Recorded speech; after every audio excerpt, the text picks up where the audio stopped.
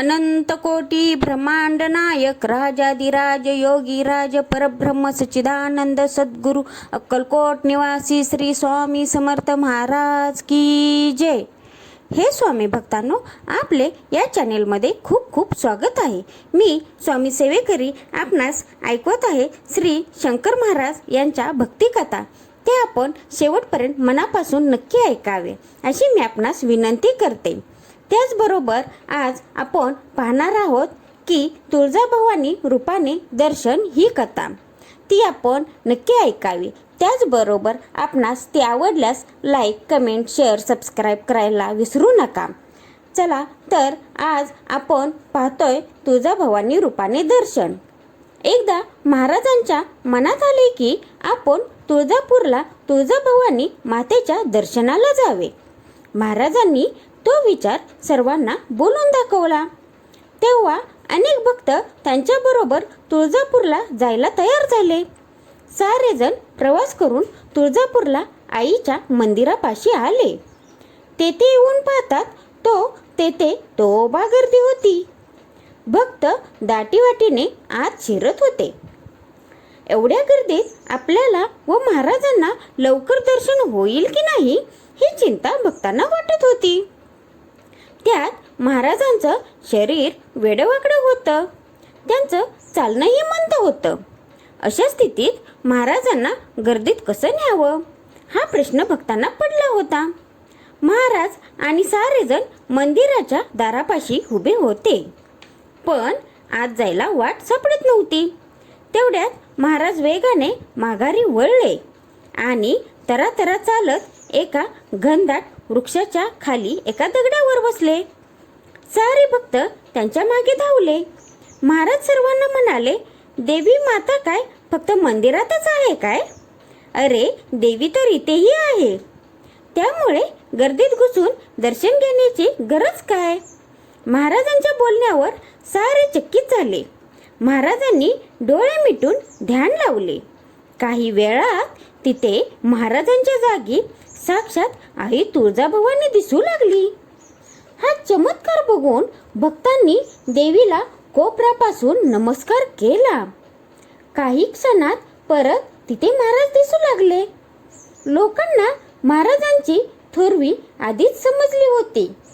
त्या क्षणापासून त्यांच्या चरणी भक्ती अधिकच दृढ झाली. असाच एक चमत्कार महाराजांनी सातारा जिल्ह्यातील वाटार स्टेशन या गावी केला होता. त्या गावात एक उंच धिप्पाड पहिलवान राहत होता. त्याला आपल्या शक्तीचा मोठा अभिमान वाटत असे. आपल्या ताकदीसमोर तो सर्वांना तुच्छ मानत असे. एकदा तरी पुण्याला जाऊन आपण कुस्ती जिंकावी असे त्याच्या मनात होते, पण तसा योग काही जुळून येत नव्हता. एकदा तो वाटारच्या बाजारपेठेतून आपल्या मस्तीत चालला होता. तेवढ्यात कुठून तरी महाराज पुढे आले आणि टुनकन उडी मारून त्या पैलवानाच्या खांद्यावर चढून बसले. ते बघून त्या पैलवानाला महाराजांचा राग आला. हा कोण आपल्या खांद्यावर बसला असा विचार करून त्याने एक जोरदार झटका मारून महाराजांना खाली फेकण्याचा प्रयत्न केला. पण महाराज खांद्यावरून तसूभरही हल्ले नाहीत. पैलवानाने खूप प्रयत्न करून पाहिले, पण सर्व प्रयत्न व्यर्थ गेले. उलट महाराजांचे वजन वाढतच गेले. पैलवान पुरता घामाघूम झाला. शेवटी त्यांनी महाराजांना खाली उतरण्याची विनंती केली. पैलवान अक्षरशः रडू लागला होता. अखेरीस महाराज उडी मारून पैलवानाच्या खांद्यावरून खाली उतरले. महाराजांच्याकडे बघून तो चकित झाला. एवढ्या हडकुळ्या आणि वेड्यावाकड्या माणसाच्या अंगात एवढी शक्ती कशी असा प्रश्न त्याच्या मनात उभा राहिला. ही व्यक्ती कोणी साधीसुधी दिसत नाही. ही कोणीतरी महान व्यक्ती आहे याची त्याला खात्री पटली. त्याने महाराजांना साष्टांग नमस्कार केला. गावातल्या लोकांनी पैलवानाला कोणाच्याही पुढे वागताना कधीच पाहिले नव्हते, पण आज चमत्कार झाला होता. त्यांनाही मोठे नवल वाटले. अरे, तुला पुण्यात जाऊन कुस्ती जिंकायची आहे ना, मग मी सांगतो तसे कर, महाराज त्या पैलवानाला म्हणाले. ते ऐकून ते पैलवान थक्क झाला. या माणसाला आपल्या मनातला विचार कसा समजला बरे, याचा तो विचार करू लागला. हे बघ, तुला कुस्ती जिंकायची असेल तर आजच गाव जेवण दे, महाराज म्हणाले. आणि हो, आत्ताच दवंडी दे, सर्वांना जेवायला बोलव. ते ऐकून पैलवानाचे धाबे दणाणले. तो म्हणाला, महाराज, मी घरचा श्रीमंत नाही, गाव जेवण देण्याएवढं धान्यही माझ्याकडे नाही. घरात फक्त शेरभर डाळ तांदूळ आहेत, त्यात किती लोक जेवणार? अरे, मी असताना काळजी करू नकोस, आपण शेरभर डाळ तांदळाची खिचडी करू. तू अन्नपूर्णा देवीची आराधना कर, मातेला साकडे घाल, सारं ठीक होईल, महाराज म्हणाले. महाराजांवर विश्वास ठेवून त्या पैलवानाने गावभर दवंडी देऊन लोकांना जेवणाचं आमंत्रण दिलं. शेरभर डाळ तांदळाची एका मोठ्या पातेल्यात खिचडी केली. त्यानंतर त्याने अन्नपूर्णा देवीची पूजा करून तिची मनोभावे करुणा भागली आणि गाव जेवणासाठी अन्नाची पूर्तता करण्याची विनवणी केली. महाराजांच्या देखरेखीखाली एका मोठ्या पातेल्यात खिचडी बनवण्यात आली. ठरल्या वेळी गावकरी जेवणासाठी पैलवानाच्या घरी येऊ लागले. जसजसे लोक येत होते तसतशी पानं वाढली जात होती. लोक पोटभर जेवून तृप्त मनाने घरी जात होते, पण पातेल्यात खिचडी जशीच्या तशी होती. पैलवानाला त्याचे नवल वाटत होते. लोकांच्या झुंडीच्या झुंडी जेवायला येत होत्या. सारे जेवून आनंदाने परतत होते. चवदार खिचडी खाऊन सर्व पैलवानाला धन्यवाद देत होते. बघता बघता सारा गाव जेवून गेला. कोणालाच काही कमी पडले नाही.